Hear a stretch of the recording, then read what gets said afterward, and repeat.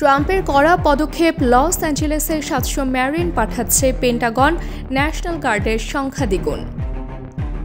যুক্তরাষ্ট্রে অভিবাসন বিরোধী আন্দোলন ও প্রতিবাদের মুখে প্রেসিডেন্ট ডোনাল্ড ট্রাম্পের প্রশাসন লস অ্যাঞ্জেলেসে নিরাপত্তা ব্যবস্থা জোরদার করতে একের পর এক কড়া পদক্ষেপ নিচ্ছে। সোমবার পেন্টাগন নিশ্চিত করেছে লস অ্যাঞ্জেলেসে 700 মার্কিন মেরিন মোতায়েন করা হচ্ছে। ইরাকে একদিন আগেই সেখানে মোতায়েন করা হয়েছিল ন্যাশনাল গার্ড। পেন্টাগনের মুখপাত্র শন পার্নেল জানিয়েছেন, অতিরিক্ত 2000 ন্যাশনাল গার্ড সেনাও মোতায়েন করা হবে। তিনি বলেন, এই সেনারা লস অ্যাঞ্জেলেসে ফেডারেল সম্পত্তি ও কর্মকর্তাদের নিরাপত্তা নিশ্চিত করবে এবং আইন শৃঙ্খলা রক্ষাকারী সংস্থাগুলোর সহযোগী হিসেবে কাজ করবে।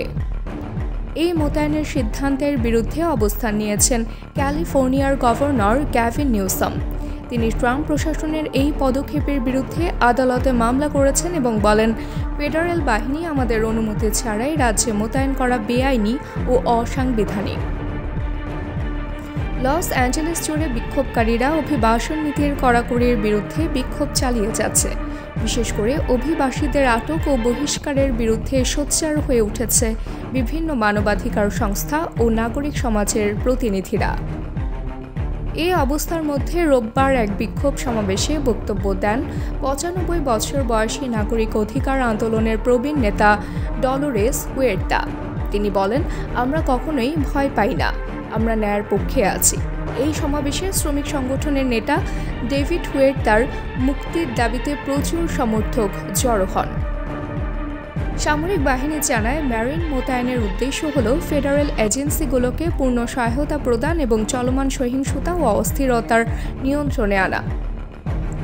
ট্রাম্প প্রশাসনের এক নাম প্রকাশে অনিচ্ছুক কর্মকর্তা রয়টার্সকে বলেন, মেরিনরা সরাসরি বিক্ষোভকারীদের মোকাবেলায় অংশ নেবে না, বরং আইন শৃঙ্খলা বাহিনীর সহায়ক হিসেবে থাকবে।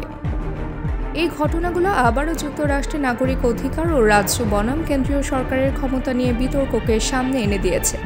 অনেক পর্যবেক্ষক বলছেন, প্রেসিডেন্ট ট্রাম্প নির্বাচনী বছরে শক্ত অবস্থান দেখাতে চাইছেন, তবে এর ফলে আরও সংঘাত ও সামাজিক উত্তেজনা বৃদ্ধি পেতে পারে।